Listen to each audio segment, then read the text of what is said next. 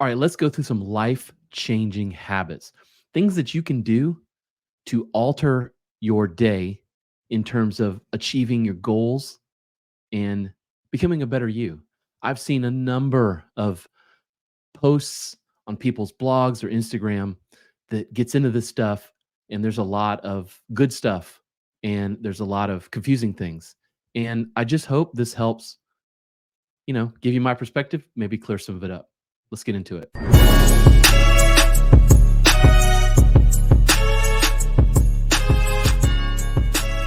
Welcome to the Warrior Mindset Podcast. We're your guide as you make your way through life, getting better 1% every day. We believe that life is lived and true victory won through adversity. Nothing easy is ever worth it. We believe in the warrior ethos and support those that choose to walk that path.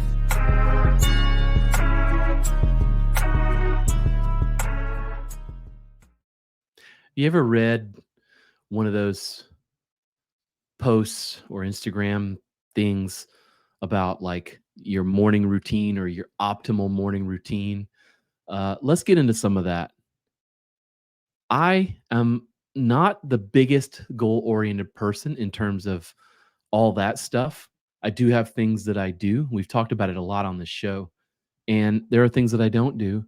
And there are people that I follow and I think have a really good outlook and advice on this. And I want to get into some of that with you. So I want to try something a little bit different today in this little presentation thing that we can try here, and let's just see where it goes. All right. So I don't know so much if this is like habits necessarily, but the way I like to think of this kind of stuff is that if I have a goal that I'm trying to get to, I don't want to just fixate on that goal, and I don't want to just fixate on the outcome, right? What I want to do is work on the little things that help me build really good habits that ultimately help me get to that goal. Okay. That is what I like to focus on. So let's dig in. I want to look at a few things. The power of a morning routine. Okay. Nourishing your body, prioritizing mental wellness, avoiding binary or all or nothing thinking, building strong relationships, prioritizing mental wellness, getting adequate sleep, and then continuous learning and personal growth. I think if you're working on or eliminating or adding one of these 8 things, there's probably more. This is just what I pulled out. All right.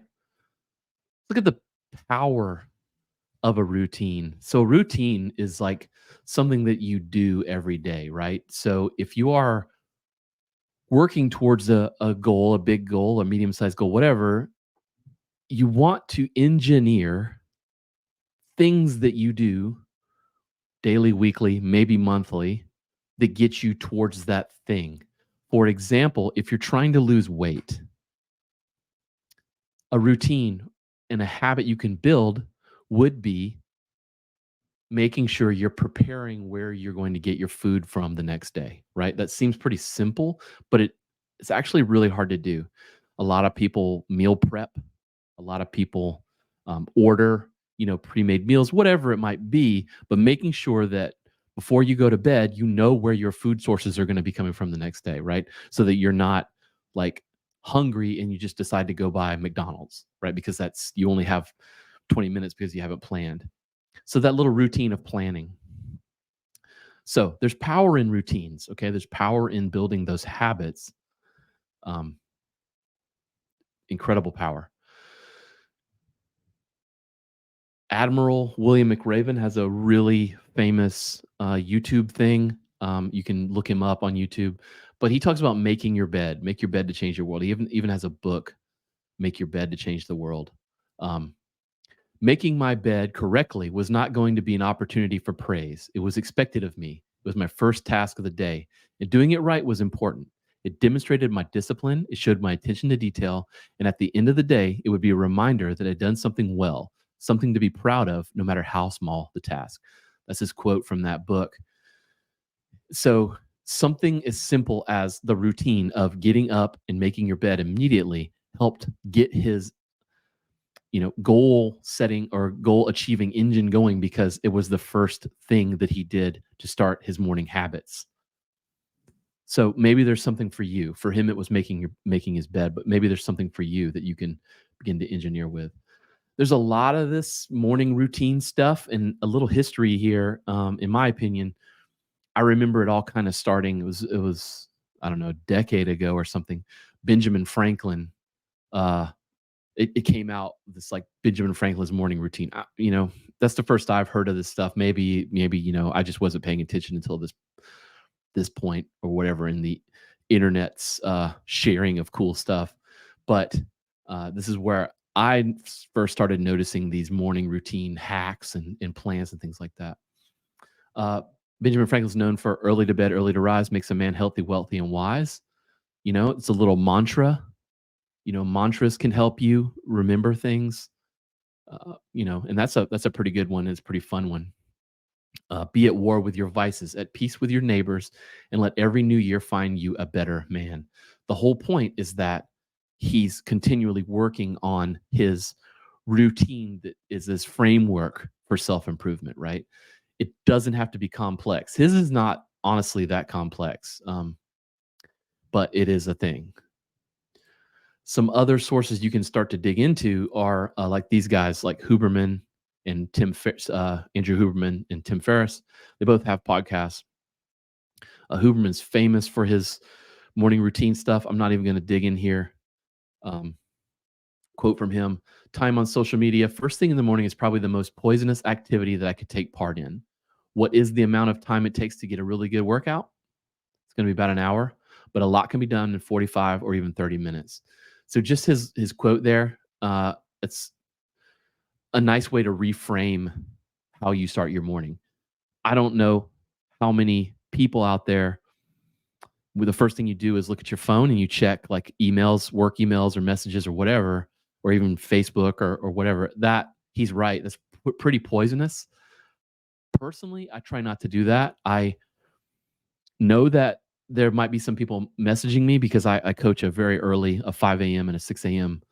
Class at my gym. And I know there might be people messaging me. So I do keep my phone sort of handy for messages, but I try not to check, the news and Facebook and stuff like that. It can get you in a weird place. And also there's a lot of science on, how it affects your brain and things like that. And I just, I don't like anything that becomes sort of a vice. Then regarding Tim Ferriss, mornings are very important to Tim Ferriss, though he gets up rather late. He starts his day about 10 a.m., whereas Huberman claims he starts at about 5 or 6 a.m. Every morning starts with 20 minutes of transcendental meditation. He has a high protein breakfast and a hot cup of tea or coffee to kickstart his day. We'll talk a little bit about meditation in a bit. Transcendental meditation is a whole thing. You can go down an entire rabbit hole with all that stuff. I'm sure, Tim Ferriss is just weird enough. Maybe, it helps him. I don't know. I don't have a lot of experience with transcendental meditation, although I do meditate myself. A decent practice, though, is to start your day with gratitude. And, by that, I mean just simply being thankful for whatever. And it could be with that cup of coffee that you just, you know, instead of looking at Facebook or Instagram or TikTok or answering or looking at a work email or your daily schedule for work, maybe the first thing that could help you is to sit down with that cup of tea or that cup of coffee or a big glass of water, whatever it is, and just reflect on how lucky you are that you're awake. That, if you are lucky enough to have people that love you around you, that you have them and they're around you, that could be very helpful to setting up your day in a positive way. There was a famous, not necessarily famous, but there was a known samurai who would practice this. And what he would do is before he would go to bed, he would meditate on this. He would imagine that all of his belongings and his family would burn up inside of the house. And then when he woke up, it wouldn't be really gone. It would have just been, his imagination or his meditation or whatever about it. And then when he would get up, they would be there, and he'd be filled with gratitude because they were still there. I don't know how realistic that is or how true that is. That's an interesting way to think about sort of hacking your brain for some gratitude. Maybe there's a practice you can sort of glean from that. A lot of these people, though, anything you look up, Jocko famously gets up at 4:30.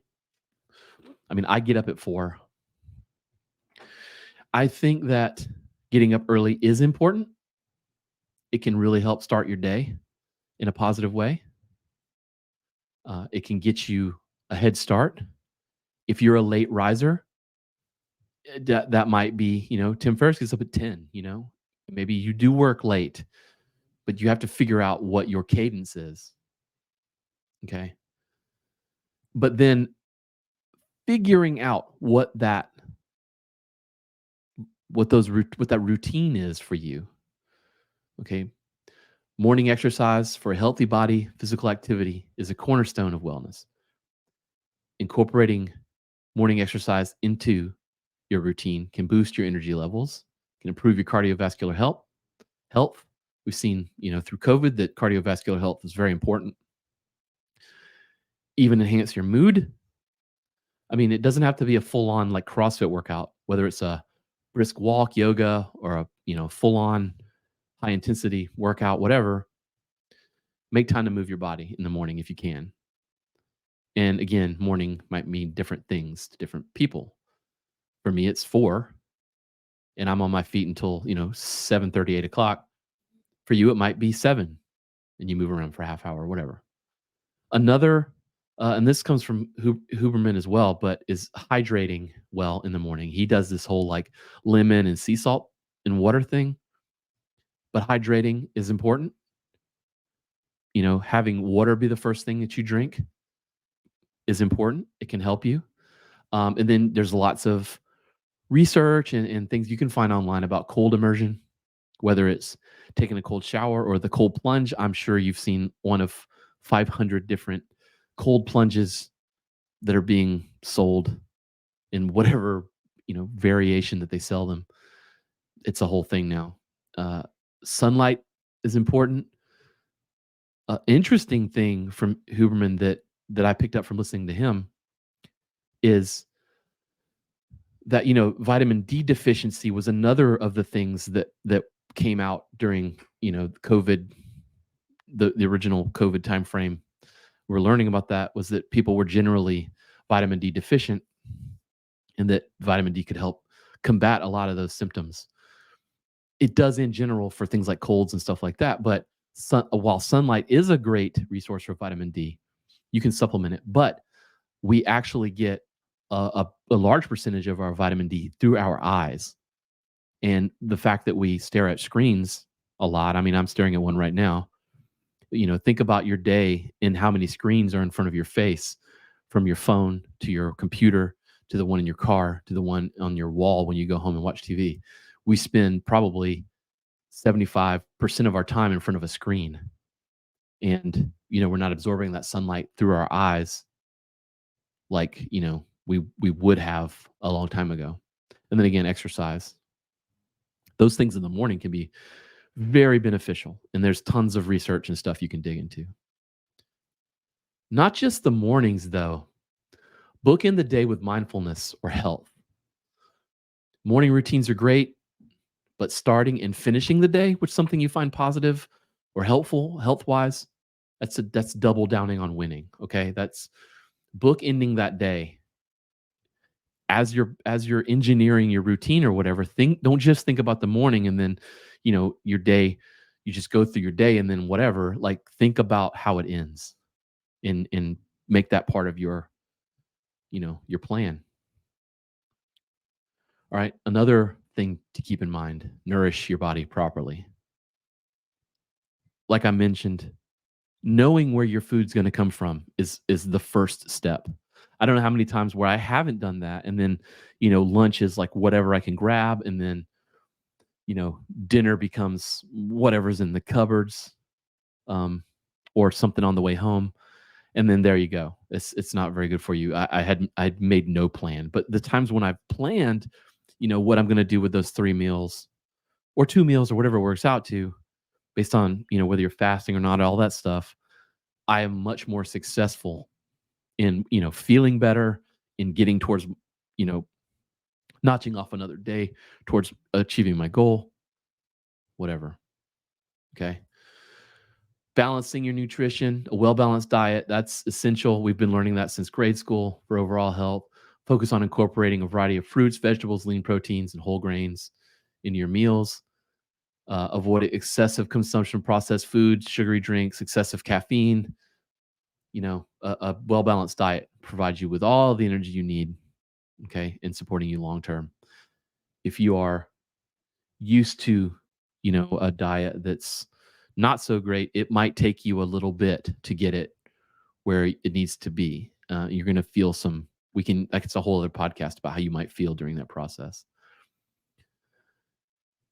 Staying hydrated is important as well. I usually fall pretty flat on this one myself. It's there's no reason why.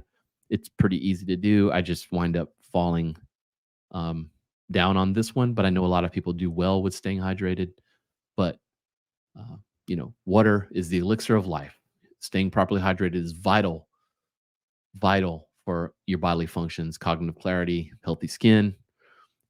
Roughly 8 glasses of water a day, adjusting your intake for your activity level and climate. I probably get about 6. I could definitely use more, especially on jujitsu days and things like that. I could really probably use more than I take. Prioritize mental wellness as you are looking at routines and things. Make sure, this is an area where I feel like a lot of people fall behind, and that is this prioritizing it over other things. Sometimes I think that it might even be a little more important than a lot of the other physical health things that we focus on. Mindfulness in conjunction with meditation, you could call it mindfulness meditation. I said the transcendental meditation is a whole thing. You can research it on your own. But in our hectic lives, finding moments of peace is crucial. So, mindful meditation is a practice that can help you stay grounded and reduce stress. Dedicate a few minutes, doesn't take much. Sit quietly, focus on your breath, try to learn to let go of certain things. Um, I think that, just saying let go of things is a little simplified. One of the techniques that I employ that was taught to me by Coach Divine was box breathing.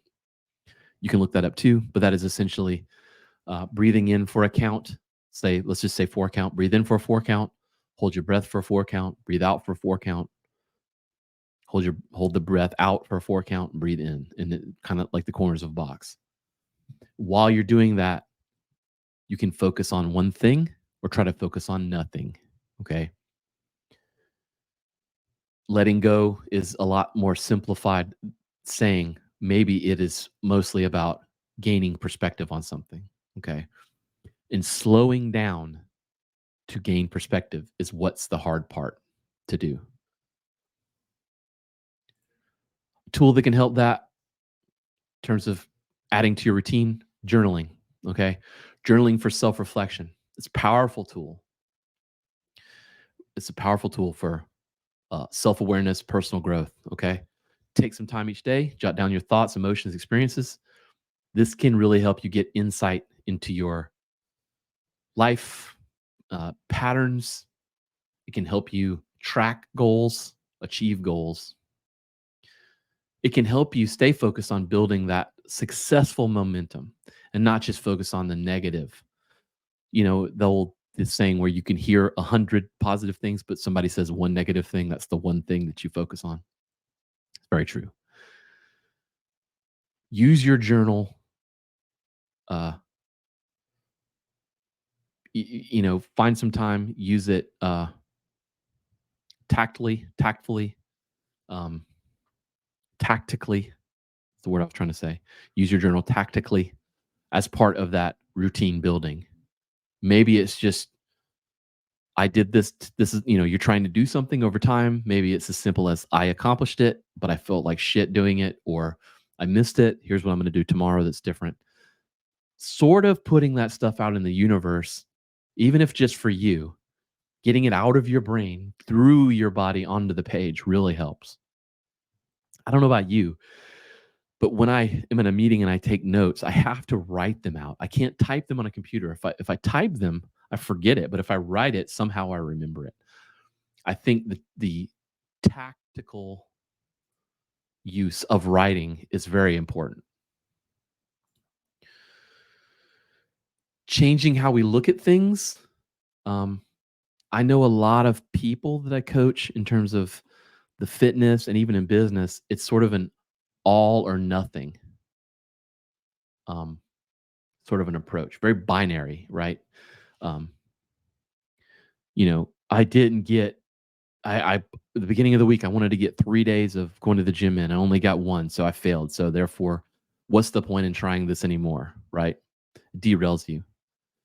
I think changing that all or nothing thinking to, it's a process of building. It's building a momentum. It's a sliding scale of self-forgiveness. I think is super important. One of the ways you can do that is looking at things with this concept of structural flexibility. Okay, structural flexibility. Build in time and space so you're not derailed by minor fluctuations in your plan, right?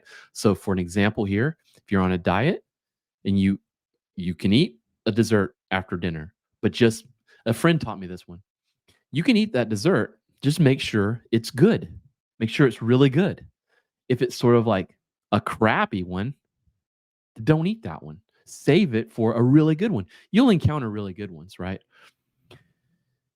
I really like that and I use that. So if, we're finished dinner, they come around, they're like, "Hey, you want some dessert?" And we're like, "What do you got?" And it's like not so like whatever, when I just pass.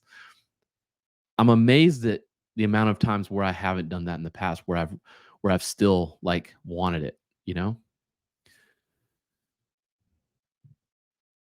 Just realize that it is a process. It is not that you miss once and therefore you failed and therefore you should stop.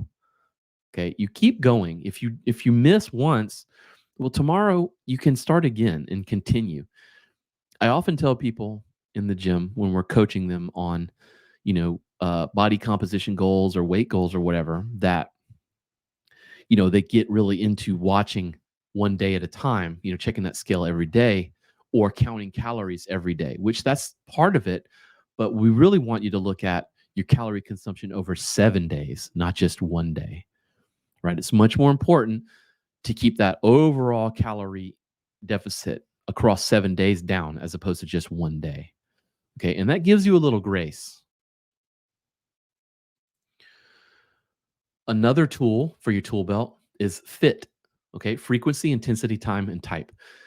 If you're into working out, okay, and you want to you're into working out and you have a program, whatever that you're following, but one day you're somewhere else and you can't do, the specific leg day thing that you've got, that's okay.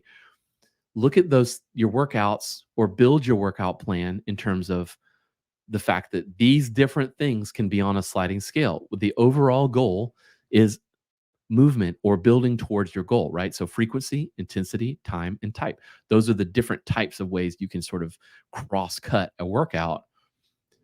You might have 3 of them and miss one. You might have 2 and miss 2, and it's okay as long as you're hitting one of these. And this is a great way to sort of structure that so that you can still get something in and feel accomplished. Okay.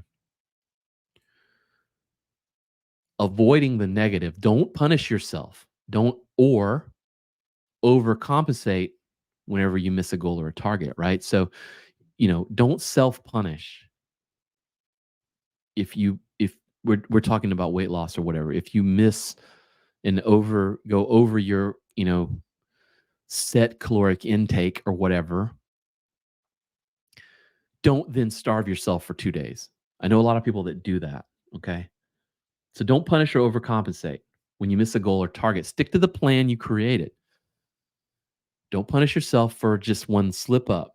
If you have too much cake at a birthday party, don't beat yourself up the next day or in the gym. Don't starve yourself for the next few days.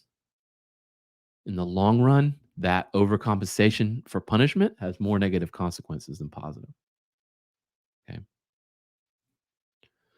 Another thing to add to your routine, like quiver, building strong relationships. Okay. Quality time with loved ones, human connections. It's the heart of being better, of, longer life. Okay. Engage in meaningful conversations, share experience, create lasting memories with people. Okay. That is how you build connections that provide emotional support and enhance your life. An example is we were at breakfast. My oldest son was in town from college, and we all four of us went out to, I have two sons and a wife. All four of us went out to breakfast. And I noticed the family to the right and to the left of us, they were all looking at their phones at this. None of them were talking. They were just looking at their phones.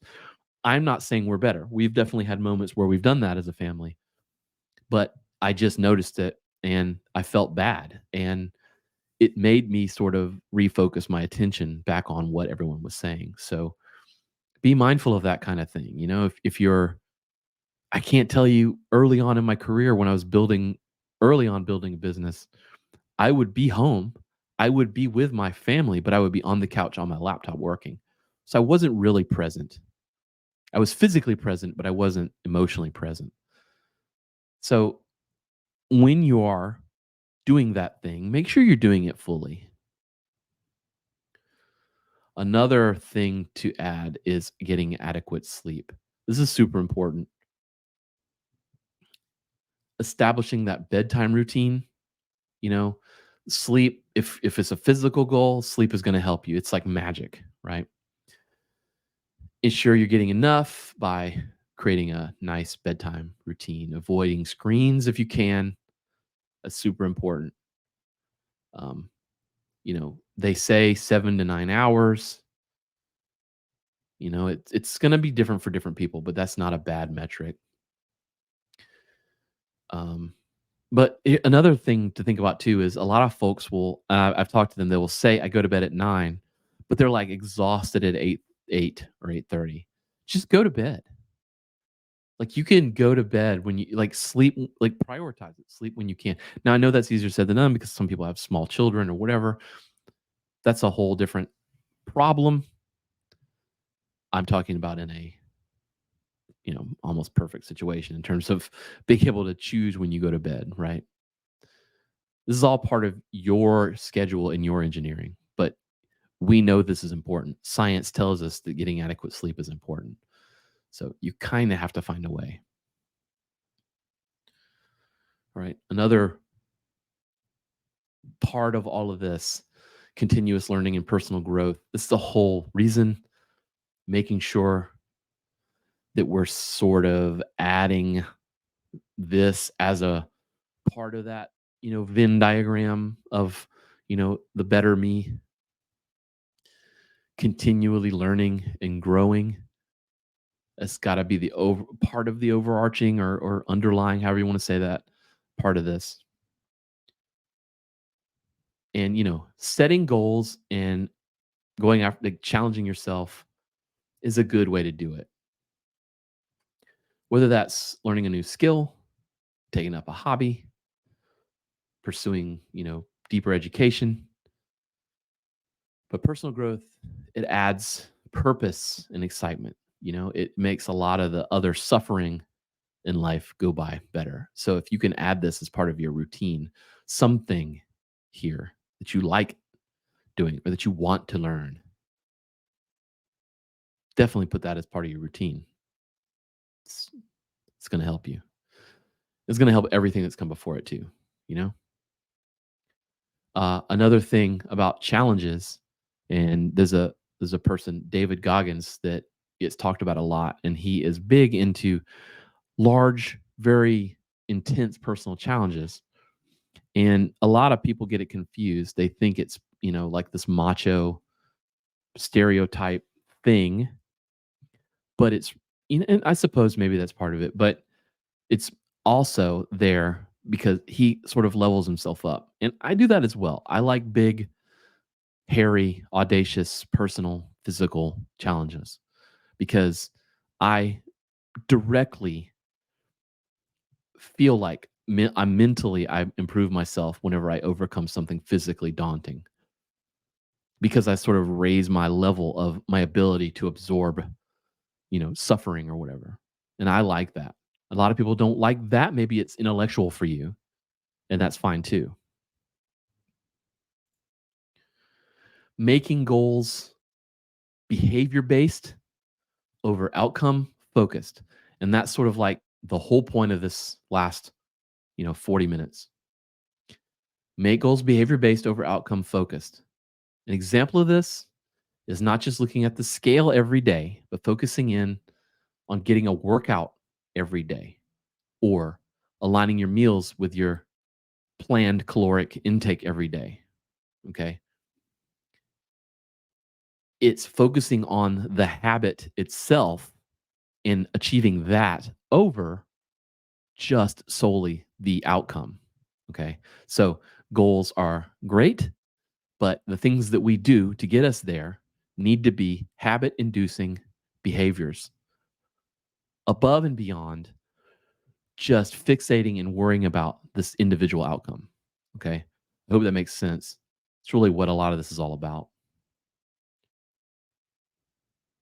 Some of these people that I've pulled some of this from, Hal Elrod, The Miracle Morning. It's a good book. Really digs into, the importance of morning habits. Um, he goes a little deep on it. Mel Robbins, author of the 5 Second Rule. I love her stuff. Find her. She's all over the place on the internet. You'll like her. Andrew Huberman. He's a neuroscientist. Like I said, a big section of this, him and Tim Ferriss of the 4 Hour Work Week. Really great stuff. And then Robin Sharma, the 5 a.m. Club. He talks a lot about getting up early and structuring your morning routines. Again, none of this stuff is straight up, you have to absolutely follow it, the ABCs here. That's not the point. The point would be more that you can take whatever pieces of this that you need to take and build your own routines into it. You can build your own plan. And this hopefully is just a way to sort of cross section and look at that stuff. Maybe it helps you. Man, I hope it does. Thanks for listening. If you have any insight of yours, things that you do that's different from this, or maybe you disagree with me, hit me up in the comments. Let me know. I'd love to learn from you, and maybe we can have a discussion over it. Until next time, work on your routines. Get after it, y'all.